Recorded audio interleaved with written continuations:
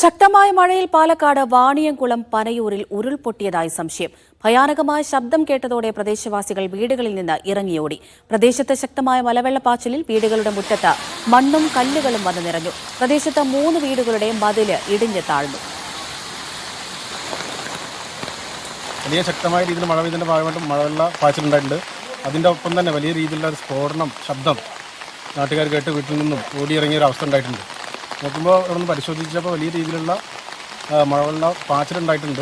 ഇവിടെയുള്ള 7 കുടുംബങ്ങളാണ് നിലവിലുള്ളത്. അപ്പോൾ അവരെ ഒന്ന് പരിശോധിച്ചപ്പോൾ അവരുടെ വീടിൻ്റെ 4 സൈഡിലുള്ള മതിലുകളൊക്കെ ഇടിഞ്ഞു താഴ്ന്നിട്ടുണ്ട്. വലിയ രീതിയിലുള്ള വെള്ളം വന്ന് കയറിയിട്ടുണ്ട്. ആദ്യമായിട്ടാണ് ഇത്രയും വെള്ളം വന്നത് കണ്ടിരിക്കുന്നത്. സാജിദ് അജ്മൽ വിവരങ്ങൾ നൽകാനായി ചേരുന്നുണ്ട്. സാജിദ്, പേടിപ്പെടുത്തുന്ന വലിയ ശബ്ദം കേട്ടു എന്നാണ് നാട്ടുകാർ പറയുന്നത്. ഉരുൾപൊട്ടിയതാണോ?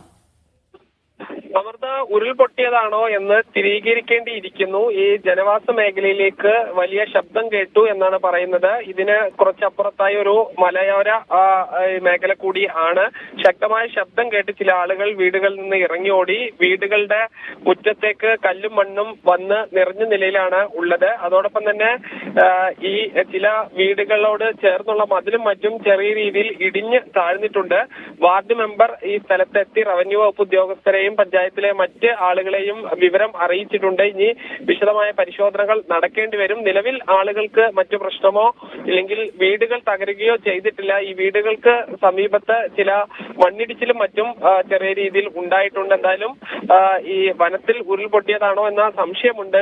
ശക്തമായ മഴയും അതോടൊപ്പം തന്നെ മലവെള്ള പാച്ചിലും ഉണ്ടായ ഒരു സാഹചര്യമാണ് ഉള്ളത്. ശരി സാജിദ്.